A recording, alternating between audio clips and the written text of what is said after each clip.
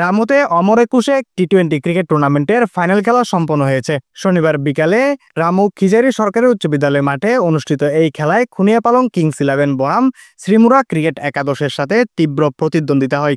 প্রথম ইনিংসে ব্যাটিংয়ে নেমে 144 রানের টার্গেট দেয় খুনিয়াপালং কিংস 11। জবাবে টার্গেট তাড়া করতে নেমে 124 রানে থামে শ্রীমুরা ক্রিকেট একাদশ। এতে 19 রানে বিজয়ী হয় খুনিয়াপালং কিংস 11।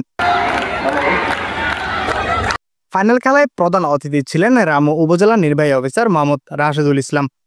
উপজেলা ক্রীড়া সংস্থার আয়োজিত টুর্নামেন্টে বিশেষ অতিথি ছিলেন সাবেক প্রকৌশলী মঞ্জুর হাসান ভুইয়া, চাকমারকুল শ্রীমুরা টিম সমন্বয়ক ক্রীড়াবিদ Giasuddin company, Khuniapalong union team সমন্বয়ক SM ফরিদ, রামু প্রেস ক্লাবের সাধারণ সম্পাদক আহমদ সৈয়দ ফরমান। এছাড়া টুর্নামেন্ট পরিচালনায় সার্বিক সমন্বয়ে ছিলেন উপজেলা ক্রীড়া সংস্থার সদস্য ও রামু প্রেস ক্লাবের সভাপতি আবুল কাশেম, ক্রীড়া সংস্থার সদস্য মিথুন বড়ুয়া বোথাম, সাইদ হোসেন আকাশ ও সাজ্জাদ হোসেন। খেলা শেষে বিজয়ী দল ও রানার্স আপ দলকে ট্রফি তুলে দেওয়া হয়। ওমর ফারুক মাসুম ও আব্দুল মতলবের সঞ্চালনায় খেলায় আম্পায়ার হিসেবে ছিলেন নজরুল ইসলাম ও Abir Mohammad Rana. News desk, CCN।